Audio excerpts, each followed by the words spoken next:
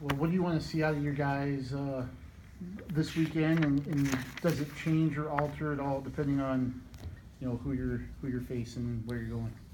It doesn't change what you want to see out of them, and it's a big challenge. We got to be ready for it.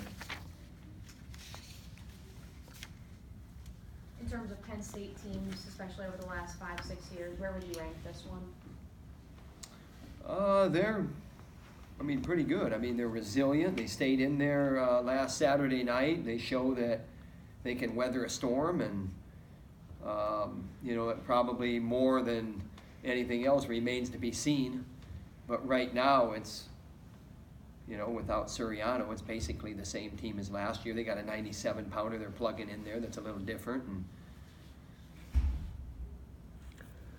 last several years, Sorensen's had some matches with Rutherford last year here, and that duel was one of the better matches. You could probably see a double overtime one. What does he have to do to get over the top against somebody as good as Rutherford? Got to stay on the attack, got to stay in there focused, intense, and know who your opponent is, and do what Sorensen does best. What do you think it's going to be like for the guys from PA for this one? I think they get excited for it. I don't think it's anything that's like monumentally different. They're going back to where they grew up, location-wise. But I think regardless, going to Ohio State, you're looking at one of the top 2 teams in the country, and that probably has more to do with it than going home. What kind of a barometer does this set for your guys, especially the middle part of your lineup, whether you're going to get some really high-caliber guys? It's like we talk about with big dual meets that are highlighted on the calendar. You got to be up for it. At the same time, you got to stick to your routine, do the things that you do best, and keep doing them, and do them for as long as that match lasts, 7 minutes or 11 and a half minutes. It doesn't matter. Just keep doing what you do best. And a lot of times in matches like this and meets like this, where you got 1s versus 2s, it's who blinks first. And even past results could be lopsided, but it's who blinks first.